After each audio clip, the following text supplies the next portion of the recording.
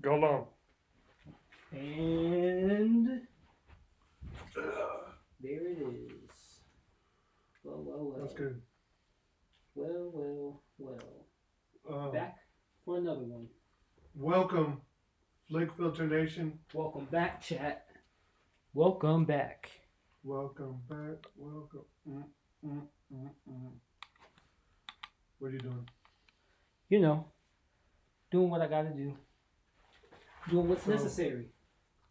so, um, go long. And Catch. yeah, whatever. Yeah. So I'm Big Diesel, And I'm Coach. and today I'm gonna steal another one. I steal another what? You gotta call it stealing. I see what you did there. You know. I see what you did there. Yeah. So if you don't know, we're doing caught stealing. Um, directed by Darren Aronofsky. that guy. Yeah, that guy. He's Um, very very successful director. He's directed. Requiem for a Dream. Yep, Black Swan, The Wrestler, The Whale that just came out a couple years ago. Brendan Fraser won an Oscar for that. So, yeah, he's a very very successful director. Been around since I think the '90s, either late '90s or 2000s. So first off, this is going to be a mullet review. So review in the front, spoilers in the back. So we'll tell you when we're about, because we can't talk about this without talking. Yeah. It's because it's got a Got some mystery, stuff in action, caper element to it. So it's very surprising. yes, So let's get into it. So no spoilers from this point. So you're good. If you have not seen it. yep. We'll do the spoilers after the rating. Mm-hmm. So yeah, this is starring Austin Butler, my girl Zoe Kravitz, Yep. Regina King, Matt Smith. Matt Smith, and that's about it. Yep. Yep. Some more people, but we can talk about that later. We'll talk about that later. But yeah, a few surprises. Yes, definitely a few. So, what is this about? What is it about? And it's crazy. It's called Caught Stealing, and this is very, Oh wow, look at that. baseball related. Mm-hmm. Yeah. So Yes, yep. So basically, Austin Butler is playing this guy who is in New York. Yeah, he's from California, but he moved to New York. He wanted to be a baseball player. Yeah, he was. But got into. It was an accident. Accident. Life altering accident. So then eventually he moves to New York, and the movie starts. He's living in New York. He's got a girlfriend. Zoe Kravitz, working at a bar. Yeah, and basically he's got a neighbor, Matt Smith, from House of the Dragon. Yeah. So basically he asks him to watch his cat, and yeah, he says yes, even though he's not a cat person, he's more of a dog person. Right. Which is crazy because he is way protective of this cat. He is very protective of the cat. So I'm sorry to say this. It's funny we gotta say this when there is an animal involved. The cat. Nothing bad happens to the cat. Nothing bad happens to the cat. Yes. You know. For people who, don't like to see animals get hurt. Yeah. So, anyways, so basically, these people come over trying to ask for where Matt Smith's character is, and it just goes from there. There's a lot of surprises in here that I didn't expect. Didn't it's got some funny moments, but it has its serious moments as well. Yes, it does. It does have a interesting balance of humor as well as dark moments as well. Um, yeah, they can. It does use that in its own way, for sure. I know some people have described it similar to like a Guy Ritchie movie. I think that does fit the aesthetic and the vibe of the film. And did we mention it's set in the 90s? I can't remember if we No, we did. said that. Yeah, it's set in 1998. They definitely used that to its advantage. But they didn't try to force it. It was more so like a backdrop. It wasn't like, oh, we're gonna remind you each second, each minute that this is a 90s film or a period piece. It was just like that's just when it was set. But I did like that as an artistic choice. Yeah. What else? Because I mean, we really didn't get into the plot because the plot is spoilery. True. I will say though, I guess what we can say is, without spoiling, is that Austin Butler, he gets into some hijinks because of Matt Smith and because of just being in the I would say being in the wrong place at the wrong time. Yeah. And so you get these host of characters that he ends up and interacting with. Very random. They're very interesting characters. They are. It's like almost like, I don't know if stereotypes is the right word, but it's like you get these people of these ethnicities and these backgrounds, and they're all kind of after the same thing. Yeah. And it's interesting because, like,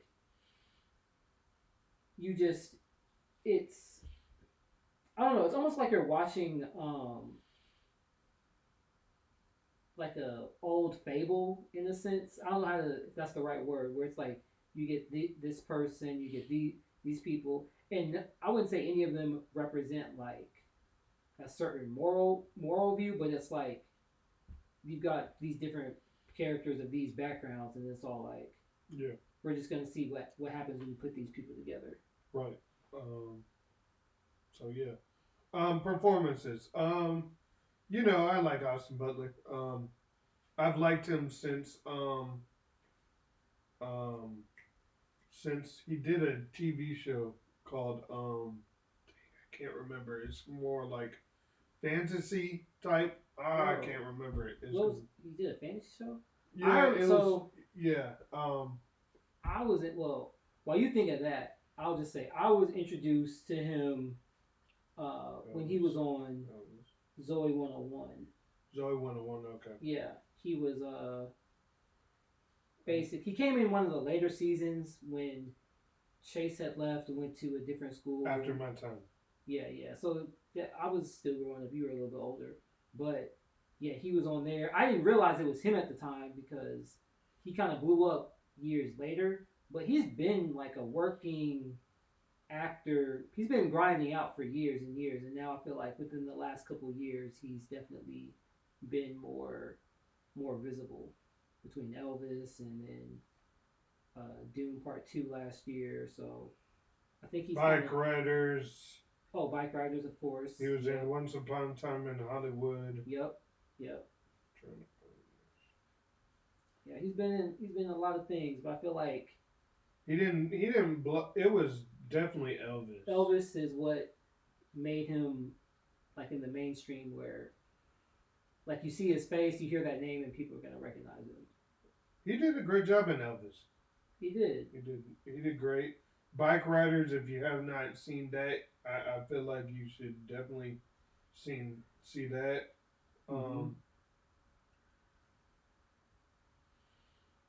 Shannara Chronicles. I don't know why. I was thinking it was a good show actually. Too bad it got canceled, but it was like three seasons. It was good. It was good. Yeah. Okay, that's what's up. But yeah, Shannara Chronicles is where I first. Cool. Then Elvis. Then Bike Riders. Then Part 2. Oh yeah, Once Upon a Time in Hollywood. So then you got Zoe Kravitz. She's been in tons of stuff for years. X-Men First Class is when I first met her. Then of course the Batman and she's been in other stuff. Regina King been in everything. Virginia King, Oscar winner. Yeah. Matt Smith, of course, House of the Dragon. Yeah. So I say all that to say performances were stacked, and of course you got cameos and other people that pop up that do great as well. So while we're on the different the cast, what did you feel as far as the chemistry between Austin Butler and Zoe Kravitz? What do you think? Of course, it was great. They definitely got good chemistry. Mm-hmm. I would say something else. I'll leave that alone. Yeah. I would agree. I think as well they had good they had really good chemistry, and you could even see it from different like press and different interviews they had with each other. Yeah, like you could tell that was like I feel like it was natural. Yeah. If it wasn't, they're just they're really good. They're really good actors. So yeah. But yeah, they definitely. I feel like they sold their relationship dynamic. She has a type. Goodbye. Yeah. Yeah. But anywho, now I think pacing is good, pretty much. It just kind of comes to a halt, like abruptly. Like there's a big surprise, and it's like from there on, you're just like it's still just like running. Yeah. It never kind of. It never stops. It slows down a little bit, but it doesn't like abruptly stop because it's more like a lot of chases and everything like that. It's filmed very well. I'm gonna be honest, like, what's his name? Director Darren Aronofsky. So, yeah, he's not the type of director where I'm like, oh yeah, this definitely like I'm not really familiar. I've seen a lot of his work, but then there's other things I haven't seen, so I'm not really familiar. His kind of style, but or Guy Ritchie. I feel like those are two kind of people where I wouldn't know that I'm watching them unless I looked it up or somebody told me. But yeah, you were saying it kind of feels like Guy Ritchie. Yeah, I've seen Guy Ritchie films, but it's not like I'm so familiar with them that I can pick it up. With Guy Ritchie, it's usually like some sort of crime. It's usually like his stuff is like he tends to have like British actors or somewhere set in like the UK, and there's like these there's this sort of scheme or this thing happening. It feels, but it's like I wouldn't say like high society. It's usually like I don't know. It's like working class. You have stuff like The Gentleman. Yep. Snatch, which I haven't seen Snatch. I have not. But that was one of his earlier ones. What's it? Lock, Stock, and Smoking Barrels. That's one of his other earlier ones. He's had a lot of successful films, but they're typically like these crime films that have like somewhat of they're not comedies. Operation Fortune. I think that is him. Yeah. And they usually have some sort of like comedic element to it. The one with oh boy, my boy, Statham. No, he's in he's kind of Austin Butler like. I don't know why I can't think of his name. Who's Austin Butler like? Yeah, because he was in Sons of Anarchy. Oh, Charlie. Charlie Hunnam. Yeah, I don't know why I was blinking, but yeah, there was one that he did. I can't remember. I can't remember what it was. Yeah, but anyways, he's now doing a serial killer type Netflix thing. Oh. Yeah. So. Okay. Yeah. But anyways, yeah, I can kind of see, but I don't remember a lot of those movies and how they went. So yeah. Yeah. I'd have to get more familiar. I've seen a few of them, but I haven't seen all of them. But we're rambling. Yep. So basically, what'd you pick up on it? Pick up on. Just the movie. I liked the performances, the chemistry, not just between Zoe Kravitz and Austin Butler, but just I think everyone they did their job well as far as their what they brought to each scene and the choices they made. Yeah. I liked the setting. I liked how it was in New York and it wasn't like, oh, we're filming in some random city in Canada or somewhere else. But no, they were really there. You could feel it, and and I did like the fact that it did keep you on your toes. Like you couldn't really predict what was going to happen from scene to scene. Like there's a lot of surprises. Definitely a lot of surprises. Stuff where you like some scenes where you like you don't even have enough time to be like, oh wait, this just happened. Oh, then now this is happening. Oh, this it definitely moves. I felt like it was very well paced, and even in the the parts where I'm like, man, I'm wondering why they made this decision, or I'm like, why would they do that? But I feel like it still all came together, even if I wouldn't necessarily have done it the same way. So what would you rate it? I give it 4 stars. Like, I don't think there's anything negative I can say. It very much surprised me, and the tone was kind of like it didn't feel. It was a mixture of both humor and drama, mystery, action. It was a lot of stuff. I would say 4.5. I really enjoyed it. It just was more surprising. This is something you can put in the background, I feel like, and still be entertained. But there are some kind of moments where you're just like, it does get dark in some moments. For sure. Definitely. But again, all in all, it's a good film. I say check it out if you haven't already. This is definitely something I could get on DVD and Same here. So definitely recommend.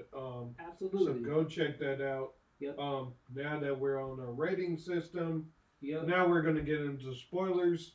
So careful for spoilers. If you have not seen it, just go see it in theaters. It's still in theaters, I think.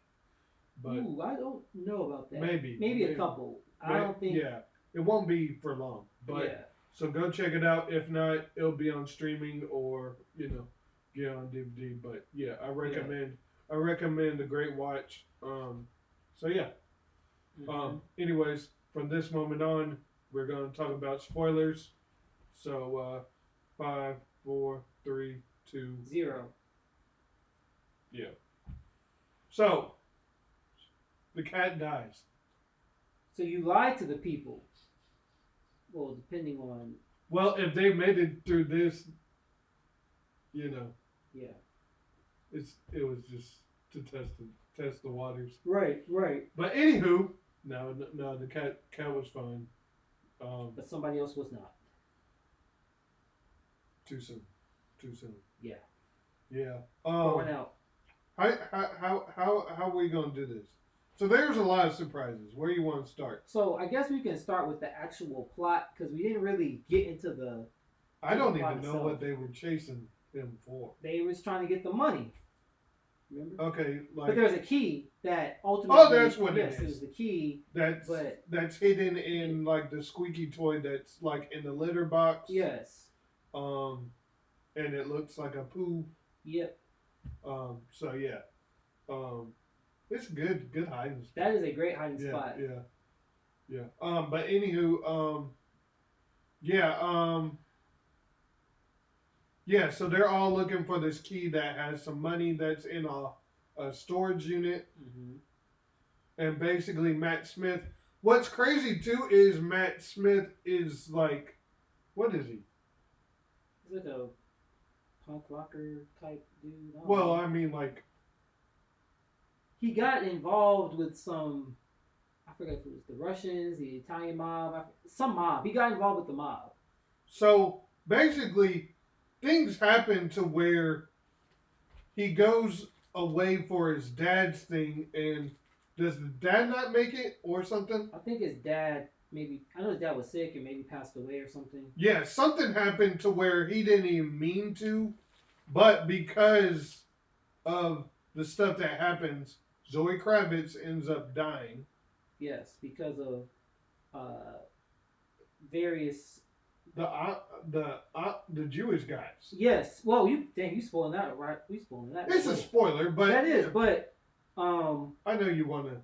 But you gotta work your way up to that because it's this whole thing of like different people are playing. You think other people are playing, pitting other people against each other. So. Because of course Regina King tells Austin Butler that it was the because you don't even know Regina King is one of the bad guys. She has her own motives. Because at first she's just a cop. She's very seems like a normal woman and everything. that really cares about him. But then it switches up after Zoe Kravitz dies, and then you're like, dang, you don't know if you can trust her. And right. Even though she didn't. The crazy thing is, she did warn him earlier. Yep. And that's the thing. It's like, but you've had other movies where somebody may warn a certain character, and then they don't listen. But then there's like, I warned you, even though they end up being bad. And then Bad Bunny's in here. Yes. Somebody else. Cameo. Action Bronson. Action Bronson. Yep. Griffin Dunn, who he was in the movie After Hours. It's a Martin Scorsese movie, came out in the 80s. And some people say that movie had a lot of influence on caught stealing in a way. Which I can kind of see, but I think putting him in that was kind of like a nod to that movie. Okay. We had Vincent D'Onofrio and Liv Schreiber. Sabretooth from X-Men Origins. Yeah. But anyways, a lot of goats. But yeah, basically, I had to look again for Liev Schreiber because both Vincent D'Onofrio and Liev Schreiber are the Jewish guys, and they seem like they're good guys too. They seem nice and respectful and everything, but they end up being the ones that killed Zoe Kravitz. And you can barely tell because of their beard, but I've been a fan of Vincent D'Onofrio since Law and Order Criminal Intent, so I can kind of, catch him by face. But Liev Schreiber has not been in a lot of stuff, so no, he's been in some. Well, not a lot of stuff, but you know. He was in Ray Donovan. Well, he was in that for years. Yeah. He was in the how do I say scary movie? He was in the Scream franchise. Yeah. He was in there for a couple movies. I only watched one Scream. Tough crowd. And that one was.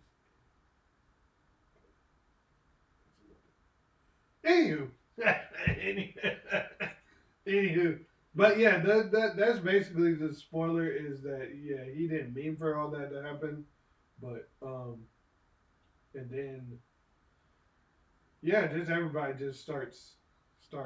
It's a lot of stuff. A lot of ish. So a lot of running around. Is that all you want to talk about, spoiler wise? Well, I will say this too, like, and when I was watching the movie, there were just certain things I noticed, like from the earlier half before, what happens with stuff gets real. Well, like it was just how she kept wanting him to change his life around and get him to stop drinking. Yep. And it was going well up to a certain point, but then Matt Smith just kind of. Well, no, well, not Matt. Not no, but then the thing with he goes into the bar and he runs into somebody. It's all because of the key. The key. Oh yeah, So, because so it is Matt Smith. Like I'm saying, yeah, yeah, it was because of that. They were looking for that key. He didn't. He was trying to hide it right. in a good place, Mm-hmm. and that's how he. They weren't even trying to hear what he was trying to say, and they were like, "Okay, hey, get a drink." Then, and then that's when that happened, and then Mm-hmm. what's her name? Kind of they have all Yeah. fallen out because he was drinking. It just kind of happened. He Mm-hmm. was kind of forced to drink because he wasn't trying to drink. I don't know. Now I wouldn't say he was forced to. He wasn't forced, but he was enticed. He was enticed, yes, Yes. but yeah, he still made. Because all he wanted to do was hide the key. He did. He did. He was not trying to go there to Drink. but it is. I guess, and this is even, uh, Oh yeah, it's a we didn't lesson. even talk about how he messed up his leg and why he didn't want to drive. Yeah, I forgot that whole part. But Yeah. but before we get there, real quick, sorry, just real quick, the thing about I feel like just a quick lesson in just how being in certain environments and being around certain people can push you back into old habits. I think that was That's just true. That's true. that was just an example. That's Like, and of course, you are accountable for your own. But he also worked as a bartender. He did. So He did. It's tough being in that environment too, and I do wonder how certain people who are like trying to avoid certain things, but then they work in certain environments where it's like you're kind of always around that. So I wonder how they we're rambling. have those boundaries. But my point is, it was just a lesson, a potential lesson that I think people can take away. Okay. That was all. Yeah, I just wanted. So, but you were gonna say about so basically he gets in the car accident where his friend dies, but what's crazy is he didn't even care about his the crazy because it was going through like what happened little bit throughout the movie, and you find out he wasn't really concerned about his friend dying. He cared about his leg getting messed up because that messed up his. Because the whole time he wants to be he was even talking to his mom and like saying, "Oh yeah, baseball and all this stuff," because he's a big baseball fan. But because of the accident, that kind of messed it up. Yeah. So the whole time he's got limp, and stuff, and doesn't really want to drive because of that situation. But at the very end, you realize like the Jewish guys got him driving. I forget why. Were they drunk or something? I can't remember either. But basically, that's where then they see her lighter. Lighter, yes. Which I didn't pick up on that. Yes. I did not pick up on that. When they showed that, I was like, oh. I didn't pick up on that when watching it. Mm-hmm. But. And, well, even to that point, I remember earlier in the movie when it kind of felt like something bad was going to happen. I don't know if it's like a Chekhov's gun sort of thing where it's like whenever it's that principle. It's like whenever you show a gun in a movie, it's kind of from a literary term. Yeah. But it's like whenever you show a gun in the first act, some point throughout the movie, or like anything, anything that's any weapon, any kind of thing, not even weapon, any kind of thing that's character is using, and they show it a lot. They zoom in on it, or they really show it for a while. It's not by accident. It'll probably show up later on. Later, yeah. Yeah. But they basically had the lighter, and then he realizes, and then pretty much because he's driving, he does the same thing where he crashes into the thing to where a pole where it kills them pretty much. Yeah. And yeah. Yes. But yeah. Anywho. Anywho, I think that's basically it. Yeah, it is. The only thing I was trying to say with that particular scene, I knew it was gonna come up at some point. I figured because earlier in the movie, well, I wouldn't say I knew it was gonna come up, but earlier in the movie, when she's holding the lighter, she had it pointed to her head, and it felt, and the way they shot it, it seemed like it was very intentional. The way she was holding the lighter, so I was like, I feel like something, and I could just kind of feel that something was a muck. So that's just one of those things where I feel like they're definitely intentional in the way they show certain things with that. But that's basically all we got to say. Yeah. So from that moment, thanks for tuning in and listening to what we got to say. Yeah, we got just a couple things. Yeah, it's we got a couple things that are planning out. So not gonna give too much on it, but we got some plans, especially for next year because this year's winding down. So yeah, we got some things along the horizon that you guys need to watch out for. So please like, share, subscribe, all that good stuff. All that good stuff. And yeah, um, hit us up on the next one. Yes. See you next time. All right, church. Amen.